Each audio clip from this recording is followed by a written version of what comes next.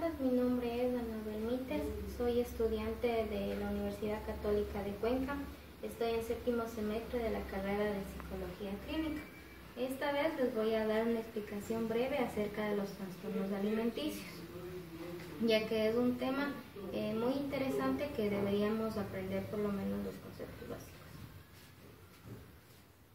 Vamos a empezar por lo que es la definición. Son enfermedades crónicas progresivas que se manifiestan a través de la conducta alimentaria que provoca una alteración de la percepción de la imagen corporal. A los trastornos alimenticios se les puede llamar trastornos de la alimentación, trastornos alimentarios, trastornos de la conducta alimentaria.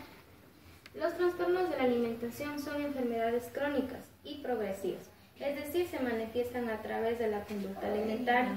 Sin embargo, engloban una gama muy compleja de factores psicológicos y emocionales, entre los que prevalece una alteración o distorsión de la autoimagen. Hay un gran temor de subir de peso y la autoestima está sujeta a la percepción de una buena imagen corporal.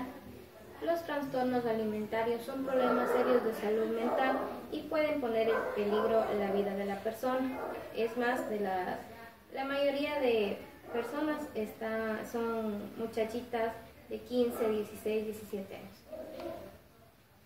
Los principales trastornos de alimentación son la anorexia nerviosa y la bulimia nerviosa. Existen otros que están dentro de los trastornos de alimentación, pero ahora solo les explicaré de estos dos que son los principales. Las personas con anorexia nerviosa tienen una imagen distorsionada del cuerpo, hacen que se vean gordas, incluso cuando están peligrosamente delgadas. A menudo se niegan a comer, hacen ejercicio compulsivamente, es decir, hacen ejercicio 5 veces al día por más de 20 minutos porque piensan que están gordas.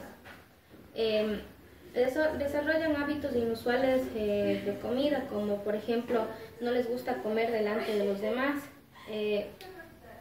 pierden mucho peso y pueden incluso morirse del hambre, es decir, por más que tengan hambre no comen, no ingieren nada. En cambio, las personas con bulimia nerviosa son lo contrario, pueden comer excesivamente cantidad de alimentos, para luego purgarse con algún laxante o con algún fármaco y así eliminar las calorías que se han comido. Pueden también usar diuréticos o si no vomitan o hacen ejercicio igual muchas veces. A menudo actúan en secreto, se sienten asqueadas y avergonzadas por su cuerpo, pero también se sienten aliviados después de haber ingerido muchos alimentos. Las emociones negativas siempre están presentes y por eso es que genera una distorsión de su cuerpo. De ahí, para pasar, vamos a la epidemiología. Se calcula que la prevalencia de estos trastornos es entre las mujeres de educación secundaria y universitaria. Esto quiere decir que las mujeres, que este trastorno se da más en mujeres que están en el colegio y que están en la universidad. La prevalencia de los trastornos de la conducta alimenticia está aumentando y varios investigadores han apuntado a que la anorexia nerviosa es más frecuente hoy en día que hace unas décadas atrás. Se calcula también que la prevalencia de estos trastornos entre las mujeres de educación secundaria y universitaria es aproximadamente el 1% de los casos de anorexia y hasta el 4% de los casos de bulimia nerviosa. En los varones, la prevalencia de ambos trastornos es alrededor de 1/10 parte nada más, en comparación con las mujeres. Esto quiere decir que estos trastornos alimenticios se dan más en las mujeres que en los varones. Los trastornos de la conducta alimentaria se inician por lo general en la adolescencia o en los primeros años de la edad adulta. Los estudios comparan que ambos trastornos han encontrado un inicio precoz de la anorexia. Esto es en los primeros años de la adolescencia en comparación con los de la bulimia, que se puede dar en los últimos años de adolescencia o los comienzos de los 20 años más o menos. Estos trastornos aparecen en todas las clases sociales, y aunque antiguamente se daban más en las clases sociales altas, por lo que las personas trataban de ocultarlo siempre. Vamos a la etiología y fisiopatología. La etiología quiere decir la causa del trastorno y la fisiopatología es cómo es el proceso. Ya. La etiopatogenia de los trastornos alimentarios aún no se conoce, es decir, no hay una razón exacta para que se den los trastornos, pero se admite que es un trastorno de causa multifactorial, quiere decir que están inmersos muchos factores. En la amplia discusión científica existe sobre la etiología de la enfermedad que se identifica como las causas de los trastornos alimentarios, los factores socioculturales, como el imperativo de la verdadez, la normativa de los roles de género, la experiencia de abuso sexual y los conflictos en el entorno familiar. Estos son los que, como podría decirse que son las causas por lo que se da el trastorno. También se ha propuesto factores biológicos, como una predisposición genética, la presencia de psicopatología previa o su desarrollo como un efecto secundario de la desnutrición, así como características personales de una baja autoestima y un alto nivel de autoexigencia. Tenemos expuestos tres factores que los he puesto, los factores biológicos, en los que se puede decir que podríamos decir, la normalidad en la función del hipotálamo, la alteración del sistema de neurotransmisores, es decir, la disminución de la noradrenalina, serotonina, dopamina y la disminución del metabolismo basal.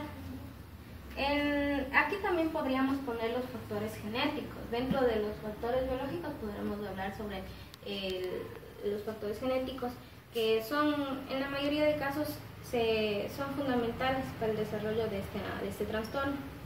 De ahí tenemos los factores psicológicos, por ejemplo, los rasgos o los tipos de personalidad que se da en este trastorno, porque este trastorno en la mayoría de casos es por algún trastorno de personalidad también.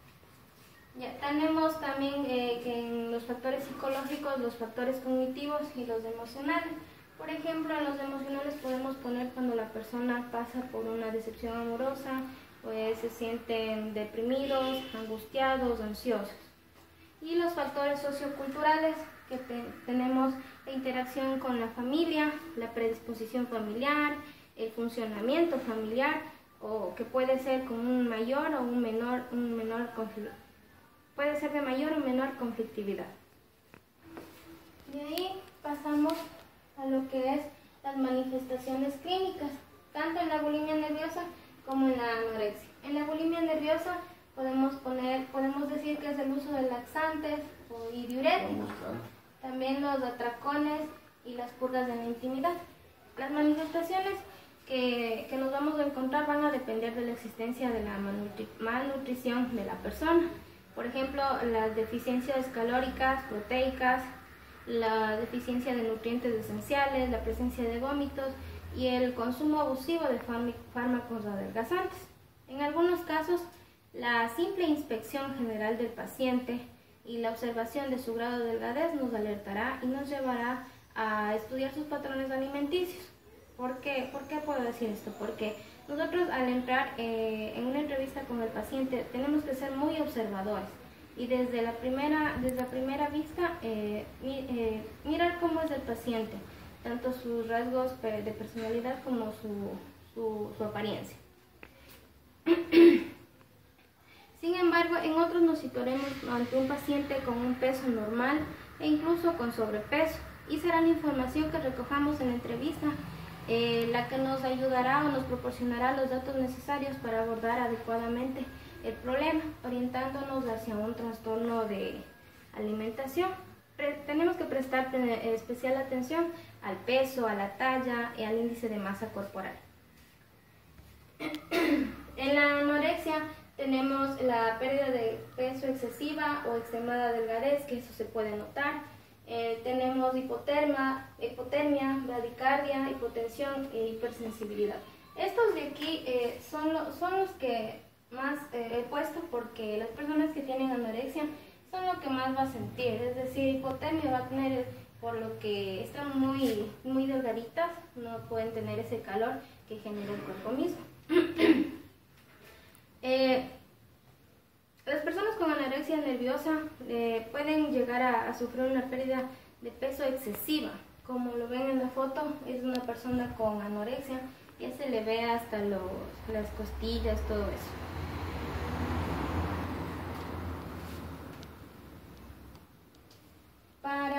Tenemos también para este trastorno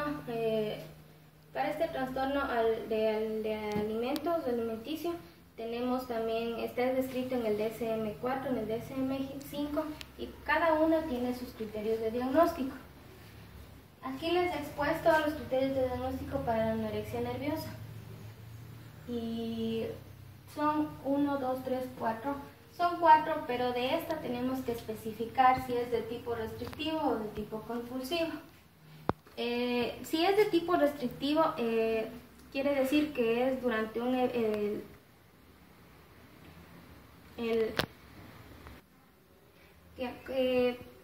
en los criterios de diagnóstico para la anorexia nerviosa tenemos que especificar si es de tipo restrictivo o si es de tipo compulsivo. En los de tipo restrictivo, durante el episodio de anorexia nerviosa, el individuo no recurre regularmente a atracones o purgas, sino a la provocación del vómito o el uso excesivo de laxantes. Y en el tipo convulsivo o purgativo, durante el episodio de anorexia nerviosa, el individuo recurre regularmente a atracones o a purgas de provocación. De ahí pasamos a la bulimia nerviosa, que igual tiene sus criterios de diagnóstico y también hay que especificar de dos tipos, si es de tipo purgativo o de tipo no purgativo. En el tipo purgativo, durante el episodio, el individuo se provoca regularmente el vómito por el uso de laxantes o diuréticos o enemas en exceso. Y el tipo no purgativo, el individuo durante el episodio emplea otras conductas compensatorias inapropiadas como el ayuno o el ejercicio intenso, pero no recurre regularmente a provocarse el vómito, ni usar laxantes, ni diuréticos, ni enemas en exceso. Ya. De ahí tenemos el pronóstico y evolución. Entre el 25 y el 40% de los pacientes con trastornos de la conducta alimentaria tienen una buena evolución, lo que significa que comen de forma correcta y no presentan atracones ni purgas y tienen una estabilidad emocional. Los factores asociados con un mal pronóstico son una mayor duración de la enfermedad, una edad de inicio mayor, antecedentes de internaciones, una pobre capacidad de adaptación de la enfermedad y la presencia concomitante de trastornos de personalidad. En otros casos, el 70% se cura en 80 a 70 meses de tratamiento, el 15% se cronifican, el 15% tiene recaídas periódicas y el del 6 al 15% tiene un desenlace fatal, es decir, se suicidan o tienen complicaciones orgánicas. El diagnóstico de los trastornos alimenticios son primariamente psiquiátricos. Estos no pueden ser atendidos sin considerar la salud física de quien lo sufre. El diagnóstico de un trastorno de alimentación está basado en la anamnesis del paciente, en un examen meticuloso del estado mental. Asimismo, como parte del proceso inicial se debe hacer una exploración física exhaustiva, es decir, tiene que ser súper rebuscada. Siempre hay que estar pendiente de todo lo que el paciente dice, hace o cómo se mueve, cómo habla, la forma de hablar y todo eso. Posteriormente debe diseñarse un trabajo en equipo coordinado y que dependerá de sus características del diagnóstico, la gravedad de cada caso. El tratamiento puede ser el tratamiento ambulatorio o puede ser el régimen de hospital de día, la hospitalización domiciliaria o el ingreso hospitalario. Estos pacientes no siempre tienen conciencia de la enfermedad que padecen. En muchas ocasiones se muestran reacios a recibir cualquier tipo de, como quien dice, cualquier tipo de ayuda o no aceptan un tratamiento porque según ellos no tienen una enfermedad y además ellos piensan que la única finalidad es de engordar o flaquear. Para finalizar tenemos el tratamiento. Hay diferentes formas de tratamiento, es dependiendo el especialista, el terapeuta. Yo he puesto aquí como primera instancia la modificación de hábitos alimentarios del paciente, el control regular del peso, la restricción del ejercicio físico, la terapia farmacológica, en algunos casos, mejor dicho en la mayoría, se da terapia farmacológica, la terapia psicológica, que es la más importante, y también puede ser la hospitalización. El logro de patrones de alimentación saludables, pues, cuando es necesario, la recuperación nutricional, el monitoreo de las posibles complicaciones médicas y el estado de salud en general es lo más importante en el paciente. Estos resultan claves para poder proveer las bases de un tratamiento bueno, de un tratamiento que va a ser efectivo, para que el paciente tenga una buena recuperación, para que el paciente se estabilice emocionalmente, para que en sí tenga un estilo de vida, que cambie su estilo de vida. Es por esto que la evaluación médica y su seguimiento es un componente fundamental. Esto ha sido todo, muchísimas gracias por su atención y espero